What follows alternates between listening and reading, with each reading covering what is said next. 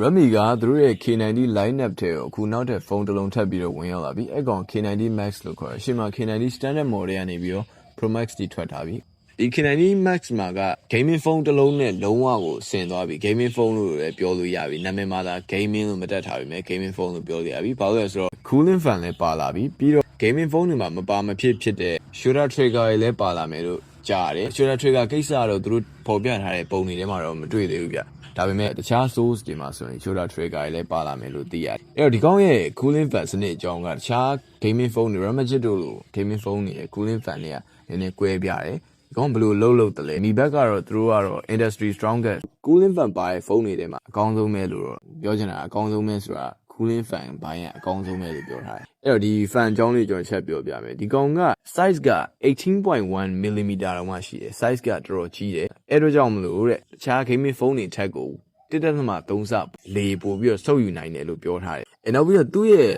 cooling fan structure ကဘယ်လိုလဲဆိုရင်တခြား gaming phone တွေမှာဆိုလို့ရှိရင် cooling fan ရဲ့ဘေးဘက်ဖုန်းဘေး frame ပေါ့နော်ဖုန်းရဲ့ဘေး frame ဘက်ကနေလေကိုဆုပ်ယူတာ cooling fan မျက်နှာပြင်ကနေဆုပ်ယူတာမဟုတ်ဘဲနဲ့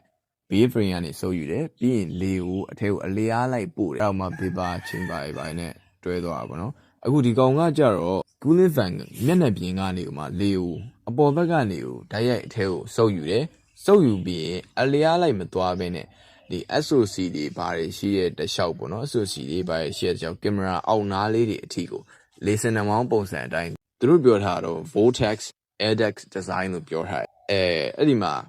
ငါးဘက်ဟက်လေးလိုမျိုးပေါ့နော်မတဲအပြားချောင်းလေးနဲ့အဲ့လိုလေးလမ်းကြောင်းဖန်တီးထားတယ်လေစင်နှမောင်းပုံစံလေးပေါ့နော်အဲ့ဒီပုံစံအရဆိုလို့ရှိရင်ဒါက air resistant လည်းနည်းမယ်ပြီးတော့ပို့ပြီးတော့ air flow ကိုလည်းပို့ပြီးတော့ကောင်းစီမယ်လို့ပြောထားတယ်ပြီးတော့ဒီဘက်ကပြောထားတော့ gain တွေစော့နေတဲ့အချိန်မှာတော့ပဲအဲ့ဒီ fan ဖွင့်လိုက်မယ်ဆိုရင်100စက္ကန့်အတွင်းမှာ10 degree Celsius အထိရှော့ချပေးနိုင်တယ်လို့ပြောထားတယ်ဒါကတော့သူ့ရဲ့ cooling fan အကြောင်းပေါ့နော်နောက်ပြီးတော့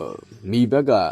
ဖုန်းသုံးလုံး test လုပ်ခဲ့တယ်ဖုန်းသုံးလုံး test လုပ်ခဲ့သူတို့နာမည်တော့မဖော်ပြခဲ့ဘူးဒီ K90 Max ရဲ့နောက်ပြီးကြတော့နောက်ထပ် Commentator A Commentator B ဆိုပြီးတော့ဖုန်းသုံးလုံး test လုပ်ခဲ့တယ်ကြားသိရသလောက်ကတော့ Commentator A ကတော့ IQ 15 Ultra လို့သိရပြီးတော့ Commentator B ကတော့ Honor Wing လို့သိရတယ်အဲ့တော့သူ့ရဲ့ဒီ test result ကသူက2နာရီပေါ့နော် gain တွေ heavy load တွေစမ်းတာပေါ့နော်2နာရီ heavy load တွေစမ်းတဲ့အချိန်မှာအဲ့ဖုန်းတွေကို 144Hz နဲ့ graphics setting အမြင့်ဆုံးတင်ပြီးတော့2နာရီ gain ကို extremely ဆော့ခဲ့တယ်လို့သိရတယ်အဲ့ဒီအချိန်မှာ Commentator A ဖြစ်တဲ့ဖုန်းကတော့သူက37 degree Celsius ကို13မိနစ်လောက်နဲ့တင်တက်ခဲ့ပြီးတော့2 hour test ပေါ့နော်2နာရီကြာစမ်းသက်တဲ့အချိန်test အပြီးမှာတော့40 degree Celsius နဲ့တော်တော်လေးကိုပူခဲ့တယ်လို့သိရတယ်နောက်ထပ် device တစ်ခုဖြစ်တဲ့ Commentator B အဲ့ဒီဖုန်းကတော့အဲ့ဒါအရှိက Commentator A ထက်ဆိုင်နည်းနည်းပို့ပြီးတော့ကောင်းတယ်ဒါပေမဲ့ 36.9 degree Celsius နဲ့သူက2 hour session ကို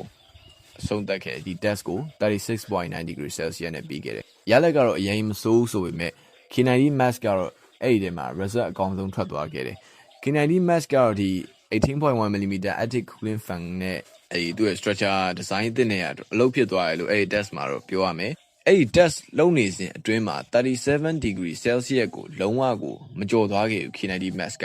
ပြီးတော့အဲ့ဒီ test 2နာရီ test အဆုံးမှာဆိုလို့ရှိရင်လည်း34.8 degree Celsius နဲ့ပြီးဆုံးသွားတယ်ဆိုတော့ဒါကဖုန်းကပြောရမယ်ဆိုရင်နွေးရုံနွေးသလောက်ပဲရှိတယ်ပေါ့နော်အဲ့တော့တော်တော်လေးကိုအလုပ်ဖြစ်တယ်ပြောရမယ် K90 Max မှာကလုံးဝ gaming phone နဲ့စံသွားပြီဗျာ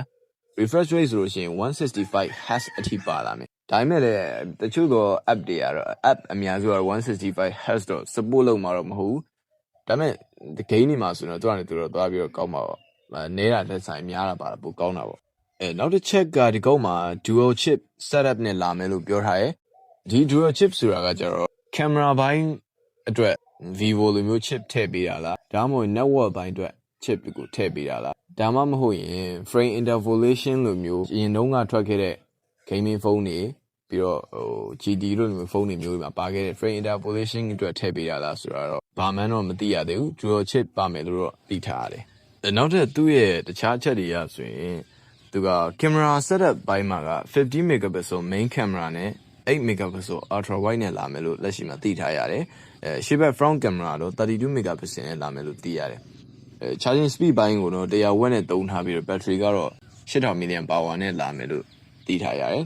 Android 16 HyperOS 3နဲ့လာမယ်လို့ကြားပါတယ်သူရဲ့ display ဘိုင်းကိုတွားမယ်ဆိုရင် display ဘိုင်းမှာတော့ 1.5K AMOLED display နဲ့လာမယ် screen size ကတော့ 6.78 inches နဲ့လာမယ်လို့သိရပါတယ်ဒီကောင်မှာ cooling fan ပါဝင်လာတော့မှပဲ IP rating က68 69အထိရောက်မယ်လို့သိရတယ်နော်အခု SoC ဘိုင်းပြောမယ်ဆိုရင်ဒီကောင်က Dimensity 9500 plus နဲ့လာမယ်လို့သိရတယ် Pro Max မှာတော့ Snapdragon 8 Elite Gen 5နဲ့သုံးထားတယ်အခု Max မှာတော့ Dimensity 9500 plus နဲ့သုံးထားတယ်လို့သိရပါတယ်ဒါတော့လက်ရှိသိရတဲ့သတင်းပေါ့နော်အားလုံးကျေးဇူးတင်ပါတယ် like and follow or maybe if you're on YouTube subscribe to me please